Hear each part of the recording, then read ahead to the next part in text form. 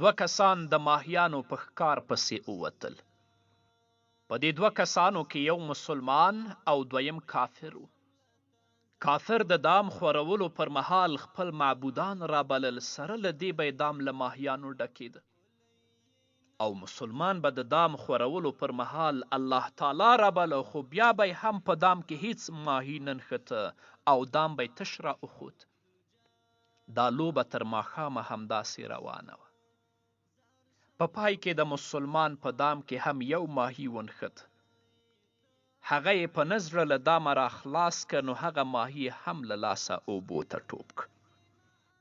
مسلمان ښکاري تش لاس راستون شه او هغه کافر ډیر ماهیان ښکار کړي ول. د دې اریانوونکې پیښې په لیدو یو ملایک له الله رب العزت نه پوښتنه وکړه چې ای زما ربه، ستا یو مؤمن بنده چې یوازې تا رابولي او هغه دې داسې تشلاسی او بینوا راستنیږي، او هغه کافر دې دومره ماهیان ښکار کوي، د دې څه لامل کیدی شي؟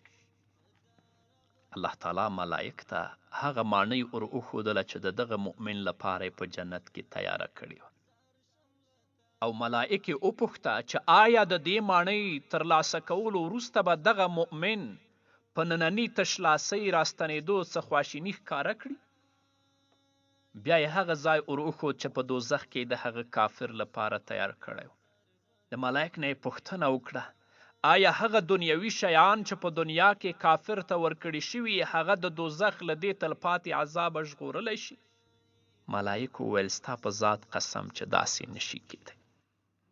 نو درنو اوریدونکو، له اوږدو مشاهدو او تجربو وروسته عقل دې پایلې ته رسېدلی چې بتپالي، خرافات، کفر، لعنت او الحاد سوچه دروغ دي.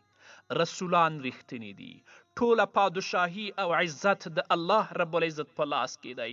هغه پر هر څه قادر دی، او څومره دی چې دغه ایمان قوي او یا کمزوری و، نو هماغومره نیکمرغي او سوکالي به دې په برخه وي. الله تعالی په خپل کلام کې فرمایي من عمل صالحا من ذکر او انثى وهو مؤمن فلنحيينه حیاة طیبه.